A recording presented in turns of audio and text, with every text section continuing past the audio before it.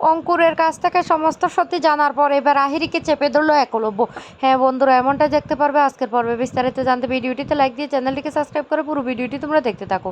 গল্পের শুরুতে আমরা দেখতে পারবো যখনই একলব্যর মা বরণ করতে গেল তখন আমতা আমতা করতে লাগলো রাঙা। আর রাঙা বলতে লাগলো আমি তোদেরকে কিছু বলতে চাই। তখনই বলতে লাগলো কি বলতে চাই? রাঙা তখন বলতে লাগলো আমি না এবার আর আহিরি দিদির কথা ভাবছি। এবার আহিরি দিদি আর এক উড়ানবাবুর বিয়েটা দেবো। আমি উড়ানবাবুকে ডিভোর্স দিতে চাই। যা শুনে একলব্য অবাক হয়ে যায় আর বলতে লাগলো কি বলছে রাঙা? তখনই রাঙা শাশুড়ি বলতে লাগলো এই তুই কি বলছিস? তুই কি মাথা ঠিক আছে? তখন বলতে লাগলো মা আমি ভেবে চিন্তে কথাটা বলছি। যা সাতকীয় তখন অবাক হয়ে যায়। এদিকে পাঞ্চারি আর অঙ্কুর তাকিয়ে থাকে রাঙার দিকে আর মনে মনে খুশি হতে থাকে আহিরি। তখন বৃন্দা বলতে লাগলো কি ব্যাপার, কি হলো? কিছুই তো বুঝতে পারছি না। এদিকে রাঙা বলতে লাগলো হ্যাঁ তোরা সবাই কেন আমার দিকে এমন করে তাকিয়ে আছিস? আমি যা বলছি সত্যি বলছি। এটাই তো হওয়ার কথা ছিল। তোরা তো চেয়েছিলে আমি নিজের পায়ে দাঁড়াই।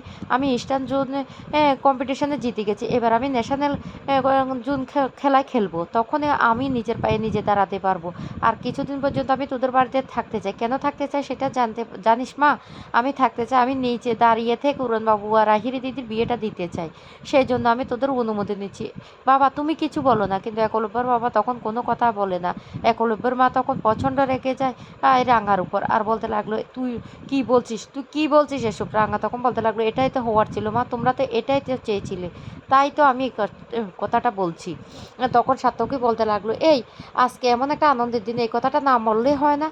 তখন রাঙ্গা শাশুড়ি রেগে যায়, রেগে গিয়ে বলতে লাগলো এই রাঙ্গা তুই কি বলছিস? তোকে আমি বারবার বলছি একই কথা তুই বারবার বলবি না। তখন রাঙ্গা উড়ানবাবুর কাছে গিয়ে বলতে লাগলো উড়ানবাবু তুই কিছু বল না। তখনই রেগে যায় রাঙ্গা শাশুড়ি আর রেগে গিয়ে রাঙ্গাকে থাপ্পড় মারতে গেলে একলব্য তখন বলতে লাগলো থাক না মা, থাক, ও যেটা চাইছে সেটাই হোক।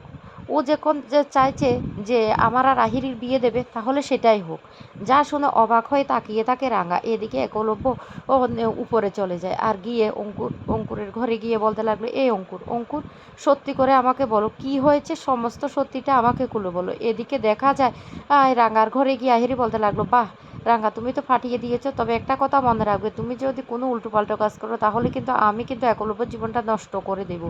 তখন রাঙা সব কিছু ভাবতে থাকে আর বলতে লাগলো আমি না এমনটা করতে চাইনি, তুমি আমাদের মাঝখানে চলে এসেছো তাই করতে বাধ্য হলাম। তখনই একলব্যর বোন এসে বলতে লাগলো তোমাদের দুজনকে না ছোটদা ভাই তাদের ঘরে ডাকছি। আর তখন রাঙা মনে মনে বলতে লাগলো কেন ডাকছে সেটাই তো বুঝতে পারছি না।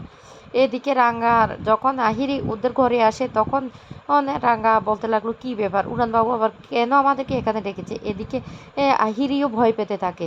তখনই একলব্য বলতে লাগলো আহিরি তোমার হাতে না পায়ে লেগেছিল চোট, তাহলে তুমি হাঁটতে পারছো? তখন বলতে লাগলো না না আমি ঠিকমতো তো কাজে যেতে পারছি না, আমি হাঁটাচলা কিছু করতে পারছি না।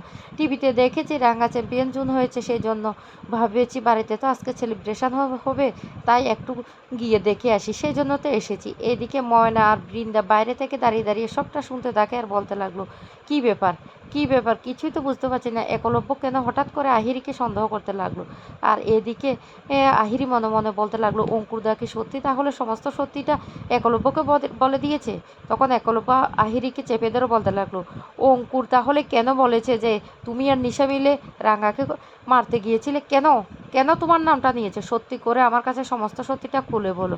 আহিরি তখন প্রচণ্ড ভয় পেয়ে যায়। তখন একলব্য রাঙাকে বলতে লাগলো তুমি আমার চোখের দিকে তাকিয়ে সমস্ত সত্যিটা বলো যে আহিরি আর নিশা মিলে তোমাকে মারতে গিয়েছিল। তখনই রাঙা বলতে লাগলো আমি কি করে তোর চোখের দিকে তাকিয়ে সত্যিটা বলবো? তো বন্ধুরা আজকের পর্বটি তোমাদের